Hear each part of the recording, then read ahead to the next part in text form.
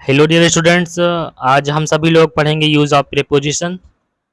Okay, जिसको हिंदी में कहते हैं पूर्व सर्ग का प्रयोग, उर्दू में इसको कहा जाता है हर्फ जार का इस्तेमाल।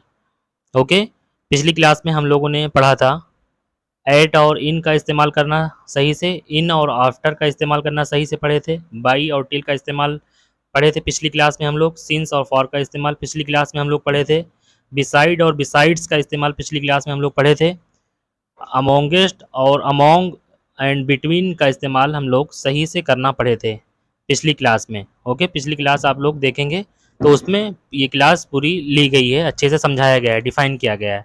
ओके, तो अब हम लोग जो है आज जो है इस्तेमाल करेंगे, जिसका इस्तेमाल हो बाई और विद का इस्तेमाल करना सीखेंगे। ठीक है, सही जगह पर बाई का इस्तेमाल कहाँ होगा और विद का इस्तेमाल कहाँ पर होगा।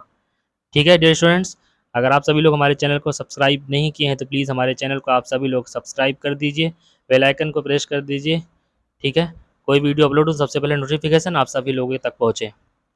ओके डियर स्टूडेंट्स, तो आइए हम सभी लोग पहले बाई और विद का सही इस्तेमाल करना समझते हैं। सबसे पहले हम लोग पहचान समझ लेते हैं। ओके डियर स्टूडेंट्स, साथ के लिए विद का इस्तेमाल होता है। ये चीज़ आपको लोगों को शायद पता भी होगी, विद की मीनिंग साथ होती है। ठीक है, साथ के लिए विद का इस्तेमाल होता है।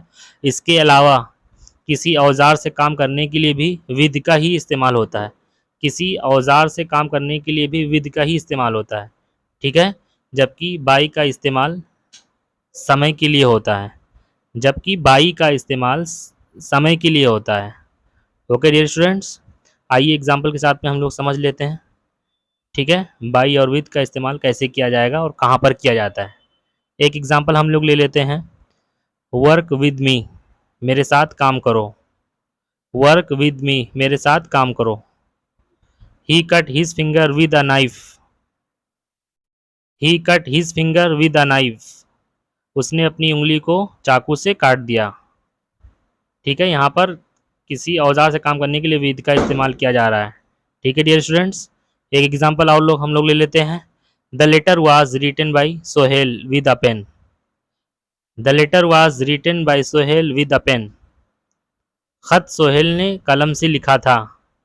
ठीक है, खत सोहेल ने कलम से लिखा था। Okay dear students, I hope आप सभी लोग बाई और विद का सही इस्तेमाल करना समझ गए होंगे। ओके, तो अब आइए हम लोग आफ्टर और बिफोर का इस्तेमाल करना समझते हैं कि इसका सही इस्तेमाल कैसे होगा। ठीक है, तो सबसे पहले हम लोग समझ लेते हैं उसकी पहचान को। ठीक है, बाद के लिए आफ्टर और पहले के लिए बिफोर का इस्तेमाल होता है। बाद के लिए आफ्टर, पहले के लिए बिफोर का इस्तेमाल होता है। आइए एग्जांपल के साथ हम लोग समझ लेते हैं। मे कम्स आफ्टर अप्रैल। मे कम्स आफ्टर अप्रैल, यहाँ बाद की इंग्लिश आफ्टर आ रही है। ओके, इसकी हिंदी होगी अप्रैल के बाद आ सकता हूँ। ओके, दूसरा एग्जांपल ले लेते हैं, मे कम्स बिफोर जून, जून से पहले मैं आ सकता हूँ। ओके डियर स्टूडेंट्स, इसमें आफ्टर और बिफोर में बाद के लिए आफ्टर, पहले के लिए बिफोर का इस्तेमाल होता है। ओके, आई होप आप सभी लोग आफ्टर और बिफोर समझ गए होंगे। इसी तरह से हम लोग टू और इन टू का इस्तेमाल करना समझ लेते हैं, जो कि बहुत इंपॉर्टेंट है। ठीक है, इन टू कहाँ लगेगा और टू कहाँ लगेगा। आइए सबसे पहले हम सभी लोग, ठीक है, उसकी पहचान को समझ लेते हैं। सामान्य गति के लिए टू टू का, जबकि इनटू का इस्तेमाल उछलकर, कूदकर, रेंगकर यानी तेजी से या अचानक के अर्थ को जाहिर करने के लिए किया जाता है। ओके डियर स्टूडेंट्स, आइए एग्जांपल समझ लेते हैं हम सभी लोग। आई वेंट टू स्कूल, मैं स्कूल गया। A blind beggar fell into a well, एक अंधा भिखारी कुएं में गिरता हुआ महसूस करता है। Okay dear students, I hope आप सभी लोग टू और इनटू का इस्तेमाल करना समझ गए होंगे, जो कि बहुत इंपॉर्टेंट होता है इसको समझना। ठीक है, इसी तरह से हम सभी लोग समझ लेते हैं ऑन और अंडर कैसे इसको सही इस्तेमाल किया जाएगा। तो आइए सबसे पहले हम सभी लोग इसकी पहचान को समझ लेते हैं। ओके डियर स्टूडेंट्स, ऊपर की चीज़ों के लिए ऑन का, ऊपर की चीज़ों के लिए ऑन का, जबकि नीचे की चीज़ों के लिए अंडर का इस्तेमाल होता है। ठीक है, आइए एग्जाम्पल हम लोग समझ लेते हैं।